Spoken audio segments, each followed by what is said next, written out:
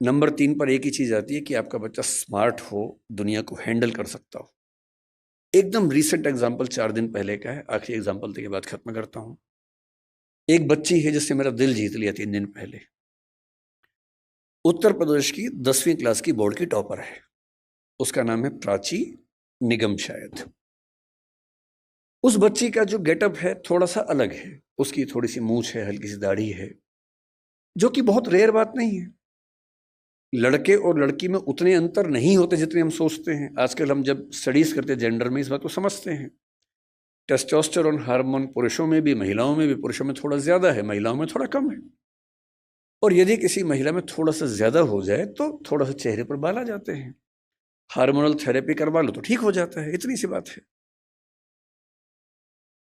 अब उस बच्ची को पढ़ने में बहुत मन लगता है। उत्तर प्रदेश बोर्ड का टॉपर होना मजाक नहीं होता है। उत्तर प्रदेश बोर्ड बहुत मुश्किल बोर्ड होता है। उसकी टॉपर है वो। पर उसे चेहरे पर थोड़े से बाल है। जब उसने टॉप किया, उसके इंटरव्यूज आए और हमारे बदतमीज समाज ने, हमारे गंदे समाज ने उस बच्ची की मेहनत की तारीफ जितनी की, उससे ज्यादा उसके लुक्स को ट्रोल किया, गंदे गंदे कमेंट किए।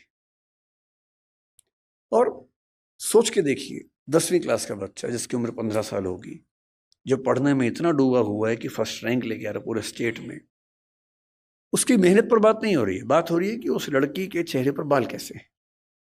कैसा भद्दा समाज है हमारा। 2 दिन बाद उसका फिर एक इंटरव्यू आया और उसने इंटरव्यू में क्या कहा, थोड़ी दुखी आवाज में कहा कि इतनी ट्रोलिंग हुई, मुझे मेरा मन करता है काश मैं टॉप ना करती। ये हमारे समाज के मुंह पे थप्पड़ है, तेज थप्पड़ है, जो लगना भी चाहिए। लेकिन जो मैं आखिरी बात आपसे कह रहा हूं वो इसके बाद की है। उसके 2 दिन बाद फिर उसका एक इंटरव्यू आया, जो मैंने कल देखा। और उसने कहा कि ट्रोलिंग हुई बहुत, लेकिन मुझे खास फर्क नहीं पड़ रहा, मैं ठीक हूं। इसी बहाने फेमस भी हो गई। और रही बात इसकी, तो ये तो जब चाहूंगी ठीक कर लूंगी, इसमें ऐसी कौन सी बात है। सोशल मीडिया की एंजाइटी हमारे दौर के सबसे बड़े खतरों में से एक है। बच्चे फोटो डालते हैं, लाइक कम आते हैं, एंजाइटी हो जाती है। और ऐसे में किसी बच्चे को लाखों लोग ट्रोल करें और वो कहे कि खास दिक्कत नहीं हुई, तो समझ लीजिए उसके पेरेंट्स ने बहुत कमाल किया होगा कि उनका बच्चा इतना साहसी है, इतने बड़े पैमाने की ट्रोलिंग झेल सकता है। अपने बच्चों को ऐसा बनाने की ज़रूरत है। और ये हम सबके साथ होना है। कल कोई ना कोई हमारी फोटो आएगी बाहर, मैं तो झेल चुका हूँ कई बार, मैं तो अक्सर झेलता हूँ इन चीज़ों को, सबको झेलनी है। कोई आपकी फोटो आएगी, 4 गालियाँ पड़ेंगी। और हम सबकी नेचर क्या है, 10 तारीफ हमको नजर नहीं आती, एक बुराई हो सारा फोकस वहां चला जाता है। रात दिन परेशान रहते हैं कि ऐसा कैसे हो गया, नींद उड़ जाती है। और ऐसे में राष्ट्रीय स्तर की ट्रोलिंग को 10वीं का बच्चा झेल ले, तो मान लीजिए कि ये पेरेंटिंग है जो उनके पेरेंट्स ने की है। तो इतने कम समय में ज़्यादा बोल नहीं पाता हूँ, लेकिन अब क्योंकि है ही नहीं समय तो क्या करें। तो इस बात को मैं यहीं विराम दूंगा। मैं आपके बिजनेस से बात नहीं कर पाया क्योंकि मुझे समय का होश नहीं रहता है। बहुत बहुत धन्यवाद, आप लोगों ने मुझे आमंत्रित किया, बहुत बहुत शुक्रिया। मैं बस ये कहना चाहूँगा, अभी ख़त्म नहीं हुआ है। Will be taking our Q&A session. तो फिर आप भी अपने कुछ क्वेश्चन तैयार रख सकते हैं जो सर से पूछना चाहें। मैं चाहूँगा जो कुछ सवाल हमने सर आपसे डिस्कस किए थे नहीं, आपसे क्या पूछना, आप क्या कवर कर देंगे और क्या छोड़ देंगे ये मुझे भी नहीं पता था। तो मैंने कहा मैं अपनी पूरी तैयारी करके आऊँ, एग्ज़ाम देने जा रहा हूँ और टीचर सामने बैठा है। तो सर जो हमारी बात हुई थी, अभी आपने कहा जैनिज़्म में अहिंसा परमो धर्म, हम किसी जानवर, किसी आदमी को चोट ना लगे उसके बारे में तो बहुत बात करते हैं, बट आपसे जब डिस्कशन होता है हम मानसिक हिंसा के बारे में बात नहीं करते। जो दिमाग के अंदर हमारी हिंसा, हम किसी को हिंसा पहुंचाते हैं और कोई हमें हिंसा पहुंचा रहा है, हम उसके बारे में कोई बात नहीं करते। ऐसा क्यों? मुझे लगता है कि जो गहरे कंसेप्ट हैं उनको समाज के लोग आसान करके समझते हैं। अहिंसा एक बहुत गहरा विचार है। महात्मा गांधी ने भी खुल के ये बात कही कि मैंने अहिंसा का विचार जैन दर्शन से लिया, महावीर जी से लिया। अहिंसा का मतलब ये बिल्कुल नहीं है कि आप किसी जानवर को नहीं मार रहे, आप नॉनवेज नहीं खा रहे, वो तो बहुत छोटी सी बात है, अहिंसा के समूह का छोटा सा हिस्सा है। अहिंसा की बात जब गहराई में होती है तो 3 तरह की बात होती है, एक मानसिक अहिंसा, वाचिक अहिंसा और कायिक अहिंसा। कायिक अहिंसा का मतलब है कि मैं अपने शरीर से, अपने हाथ से, पैर से किसी को चोट ना पहुंचाऊं, जो कि हम सब समझते हैं। वाचिक हिंसा का मतलब होता है, या वाचिक अहिंसा का मतलब होता है कि मैं अपनी वाणी से किसी को परेशान ना करूं। तो यदि मैं किसी को गाली दे रहा हूं तो वाचिक हिंसा है, सीधी सी बात है। दोस्तों के बीच में आपस में गालियां दे रहे हैं वो ठीक है, वो तो मनोरंजन की बात हो गई, लेकिन आप किसी को परेशान करने के लिए गाली दे रहे हैं, या किसी व्यक्ति का एक पैर ठीक नहीं है, आपने उसको लंगड़ा कहा, एक तो वो बेचारा पहले परेशान है, आपने उसको लंगड़ा कह के उसका पूरा दिन खराब कर दिया, उसको इतना बेचैन कर दिया, ये वाचिक हिंसा है। इससे तो अच्छा होता कि आप एक थप्पड़ मार लेते हो उसको, तो पूरा दिन तो खराब नहीं होता।